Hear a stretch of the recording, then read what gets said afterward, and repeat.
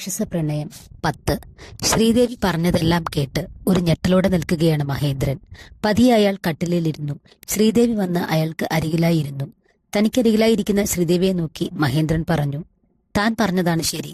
ചിറ്റയത്തെ കാർത്തികയെ എനിക്കും അറിയാം. എനിക്കും അവളൊരു സഹോദരിയെ പോലെയാണ്. അവളുടെ മകളെ ഒരിക്കലും വേദനിപ്പിക്കാനായി വിജയുടെ കയ്യിൽ കൊടുക്കില്ല. മറിച്ച് അവൻ ആ കുട്ടിയെ ശരിക്കും ഇഷ്ടമാണെങ്കിൽ, അവന്റെ പാതിയായി കൂട്ടാൻ ആഗ്രഹിക്കുന്നുവെങ്കിൽ നമ്മൾ അവനൊപ്പം നിൽക്കും. മഹേന്ദ്രൻ പെട്ടെന്ന് തന്നെ ഫോണെടുത്ത് പ്രതാപനെയും പാർവതിയെയും വിളിച്ചു. എല്ലാവരും കിടക്കാൻ തുടങ്ങുന്നതേ ഉള്ളായിരുന്നു. പെട്ടെന്ന് മഹേന്ദ്രന്റെ ഫോൺ വന്നപ്പോൾ എല്ലാവരും ഒന്ന് ഞെട്ടി. അത്യാവശ്യമായി ഒരു കാര്യം സംസാരിക്കാനുണ്ടെന്നും എല്ലാവരും ഹാളിലേക്ക് വരണമെന്നും പറഞ്ഞു. മഹേന്ദ്രൻ അങ്ങനെയാണ്. എന്തെങ്കിലും ടെൻഷൻ മനസ്സിൽ തോന്നിയാൽ അപ്പോൾ സഹോദരങ്ങളുമായി പങ്കുവയ്ക്കണം. എല്ലാ കാര്യവും സഹോദരങ്ങളുമായി ആലോചിച്ച് മാത്രമേ തീരുമാനമെടുക്കൂ. പെട്ടെന്ന് തന്നെ പ്രതാപവർമ്മയും ഭാര്യയും പാർവതിയും ഭർത്താവും ഹാളിലേക്ക് വന്നു. അവരുടെ അമ്മയെയും ഹാളിലേക്ക് കൂട്ടി. ധ്യാനും യദുവും അപ്പോഴും ബാൽക്കണിയിൽ തന്നെ ഇരുന്ന കാര്യങ്ങൾ സംസാരിച്ചു കൊണ്ടിരിക്കുകയായിരുന്നു. പെട്ടെന്ന് ഹാളിൽ വീണ്ടും ലൈറ്റ് തെളിഞ്ഞതും എന്തൊക്കെയോ സംസാരങ്ങൾ നടക്കുന്നതും കേട്ടപ്പോൾ അവരും ഹാളിലേക്ക് ചെന്നു. ഇപ്പോൾ എല്ലാവരും ഹാളിലുണ്ട്. മഹേന്ദ്രന് കാര്യങ്ങൾ എങ്ങനെ പറഞ്ഞു തുടങ്ങണം എന്ന് അറിയാത്തതുകൊണ്ട് മിണ്ടാതെ നിൽക്കുകയാണ്. മഹേന്ദ്രന്റെയും ശ്രീദേവിയുടെയും മുഖത്തെ വെപ്രാളം കണ്ട് അവരുടെ അമ്മ തന്നെ സംസാരത്തിന് തുടക്കമിട്ടു. എന്താണ് മോനെ, എന്താണ് പ്രശ്നം? നിനക്ക് എന്താ ഞങ്ങളോട് പറയാനുള്ളത്? സന്തോഷത്തോടെ കാര്യങ്ങളെല്ലാം പറഞ്ഞു പിരിഞ്ഞതല്ലേ ഉള്ളൂ. പെട്ടെന്ന് എന്തു പറ്റി? വിജയ് എന്തെങ്കിലും പ്രശ്നമുണ്ടാക്കിയോ? വിജയ് എന്ന പേര് കേട്ടതും മഹേന്ദ്രനും ശ്രീദേവിയും പരസ്പരം നോക്കി. അതുകൊണ്ട് തന്നെ അവന്റെ എന്തോ കാര്യമാണ് സംസാരിക്കാനായി ഉള്ളത് എന്ന് എല്ലാവർക്കും മനസ്സിലായി. വിജയുടെ കാര്യമാണ് സംസാരിക്കാൻ പോകുന്നത് എന്ന് മനസ്സിലായതും ധ്യാനിന്റെ ശ്രദ്ധയും അവിടെ എത്തി. എല്ലാവരെയും ഒരിക്കൽ കൂടി നോക്കിക്കൊണ്ട് മഹേന്ദ്രൻ തുടങ്ങി. പൂജയ്ക്ക് ശേഷം തിരുമേനി പറഞ്ഞ കാര്യങ്ങൾ എല്ലാവരും കേട്ടതല്ലേ? ജാതകപ്രകാരം നോക്കിയപ്പോൾ അവന്റെ വിവാഹം കഴിഞ്ഞതായിട്ടാണ് കാണുന്നത് എന്ന്. അത് ശരിയാണ്. മഹേന്ദ്രൻ പറഞ്ഞു നിർത്തിയതും എല്ലാവരും ഒരു ഞെട്ടലോടെ അയാളെ നോക്കി.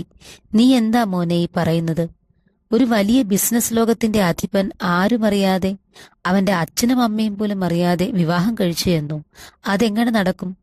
മഹേന്ദ്രന്റെ അമ്മ ഒരു ഞെട്ടലോടെ ചോദിച്ചുപോയി. അതിനുള്ള മറുപടി നൽകിയത് ശ്രീദേവിയാണ്. മഹിയേട്ടൻ പറഞ്ഞത് സത്യമാണ്. അവനൊരു പെൺകുട്ടിയുടെ കഴുത്തിൽ താലി ചാർത്തി.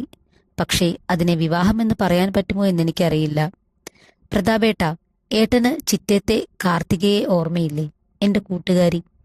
അവളും ഭർത്താവും അവിടെ തന്നെയാണ് താമസിച്ചിരുന്നത്. രണ്ടുപേരും ഇന്ന് ജീവിച്ചിരിപ്പില്ല. അവർക്ക് ഒരേ ഒരു മകളാണ് ആതിര.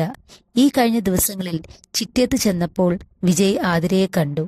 അവൻ അവളെ ഇഷ്ടപ്പെട്ടു. പിന്നീടുള്ള കാര്യങ്ങൾ പറയാൻ ശ്രീദേവിക്കൊരൽപ്പം ബുദ്ധിമുട്ട് തോന്നിയെങ്കിലും പറയാതിരിക്കാൻ പറ്റാത്തതുകൊണ്ട് അവർ തുടർന്നു. വെറുമൊരു കാര്യസ്ഥന്റെ മകളെന്ന പരിഗണനയിൽ അവൻ അവളുടെ മാനത്തിന് വിലയിട്ടു. എന്നാൽ പണം കൊണ്ട് അവളെ വിലയ്ക്ക് വാങ്ങാൻ പറ്റില്ല എന്ന് മനസ്സിലാക്കിയപ്പോൾ ബലമായി അവൻ ആ കുട്ടിയുടെ കഴുത്തിൽ താലി ചാർത്തി. പക്ഷെ അതൊരു ചെറിയ കുട്ടിയാണ്. 18 വയസ്സ് തികഞ്ഞിട്ടേയുള്ളൂ.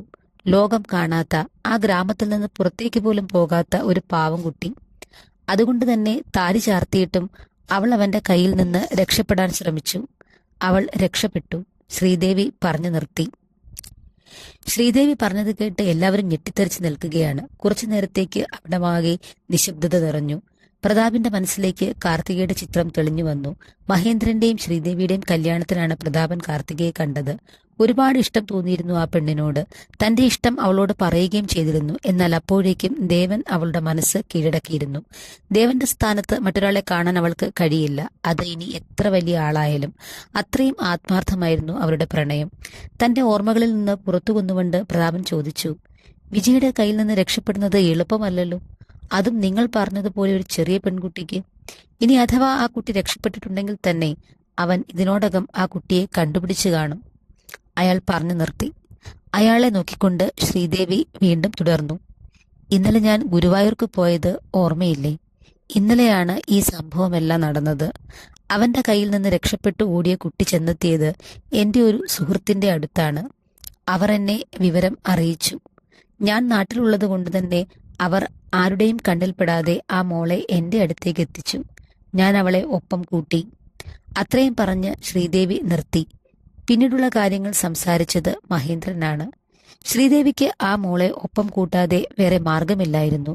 കാരണം അവൾ രക്ഷപ്പെട്ടു എന്ന് മനസ്സിലായതും വിജയ് നാട് മുഴുവൻ അവളെ തിരയാനായി ആൾക്കാരെ ഏർപ്പാട് ചെയ്തു. അവന്റെ ദേഷ്യം എല്ലാവർക്കും അറിയാമല്ലോ.